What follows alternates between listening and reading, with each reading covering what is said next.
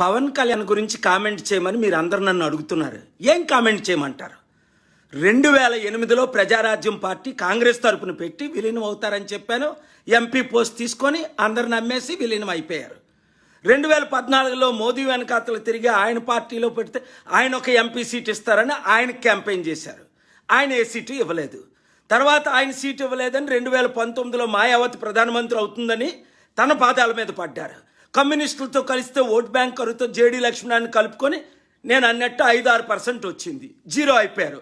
ఆ తర్వాత మళ్ళీ వాళ్ళని తిట్టి ఇప్పుడు మరలా బీజేపీలో ఇన్నిసార్లు తిట్టిన పార్టీలో మరలా చేరి ఇన్ని పార్టీలు మారుతుంటే ఏమైనా విలువ ఉంటుందా? మీ ఫ్యాన్స్కి ఎంత విచారమైన విషయం ఇలాగ అమ్ముడుకోవడం. ఎందుకు ఆ బీజేపీ పార్టీలో చేరిపోవచ్చు కదా ఒక ఎంపీ పోస్ట్కి. ఇన్ని పార్టీలు ఇన్నిసార్లు మారే కంటే బడుగు బలహీన వర్గాల పేరుతో మోసం చేయకూడదు, అన్యాయం చేయకూడదు. ఒక పార్టీ విధి విధానం మంచి చెడు ఒక పాలసీతో ఉండాలి. మీరు నిజంగా నీతి చేయాలంటే చాలా విచారం. నేను ట్రంప్ను ఓడిస్తానని బుక్ రాశా. ఎన్నిసార్లు ఆయన కాల్ చేసినా మీరు చూసారు, ఎంతమంది వచ్చినా వినలా. ఓడించాం, కోట్ల మందిని రీచ్ అయ్యాం. ఒక పాలసీతో ఉండాలి. ప్రపంచం కొరకు, దేశం కొరకు, రాష్ట్రం కొరకు, బడుగు బలహీన వర్గాల కొరకు. ఇంకంతకంటే నేనేం కామెంట్ చేయలేను.